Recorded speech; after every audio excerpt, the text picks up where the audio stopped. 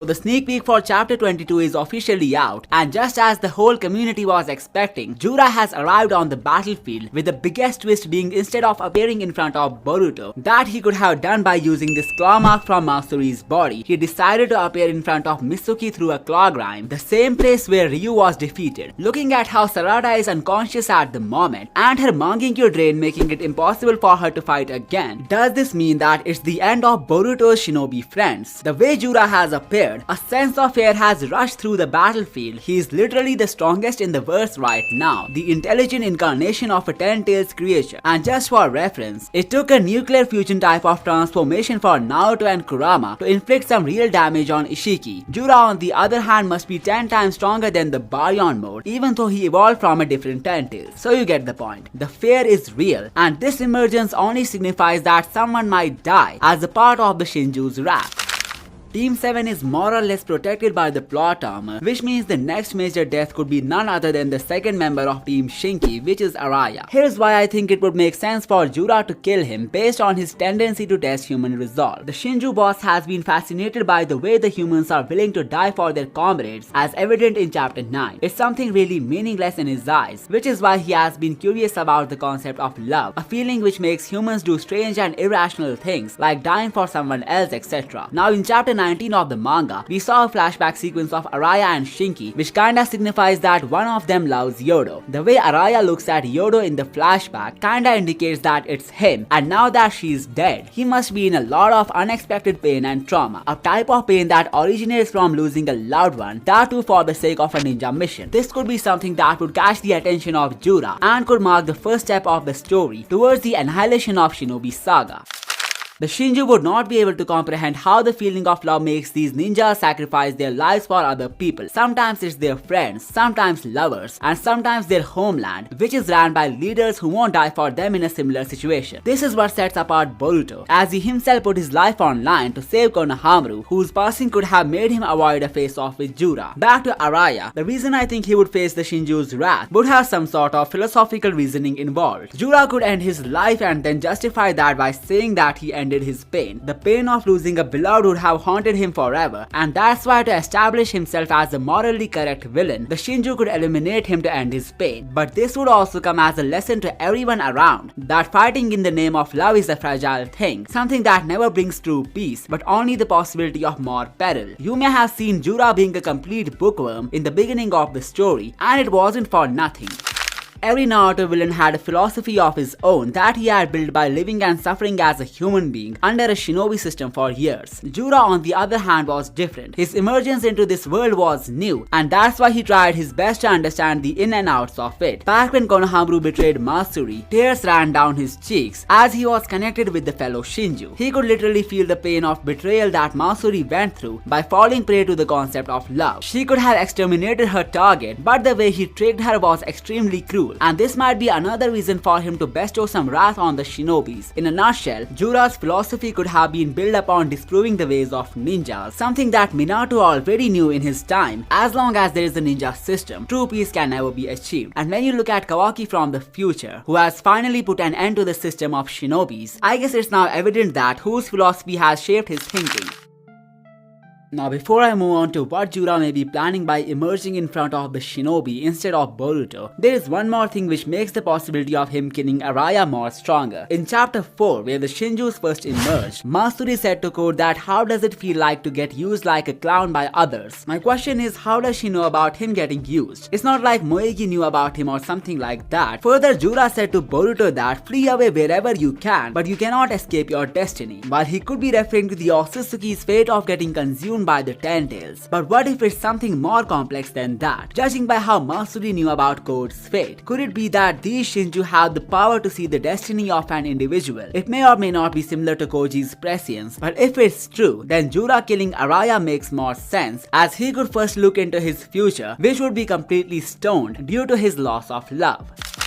Well, no matter whether they have the power of future sight or not, but Jura has definitely cooked something for Boruto and the others, as he deliberately chose to appear before Mitsuki, Sarada and Araya instead of Boruto and Konohamaru. If you have watched my review video of chapter 21, where I drew some similarities between Jura and Cell from Dragon Ball Z, I guess you must have an idea of where this is going, and it's not some sort of tournament, but actually a test of love. If Jura wanted to kill Boruto, then he could have simply teleported to him just to get rid of him in no time, but instead he played the most unexpected card by going straight to Mitsuki and the others. What's interesting is that he gave a chance to Boruto for escaping, which could even mean he would now know about his emergence from Aida after teleporting back to Koji's place. So as for why he decided to emerge in front of his friends, maybe he knows that summoning in front of him was a waste of time since he could use the flying thunder god to escape. This may be why he decided to go for Mitsuki and Sarada. It's the best way to lure him out and get him killed without giving him a chance to run away.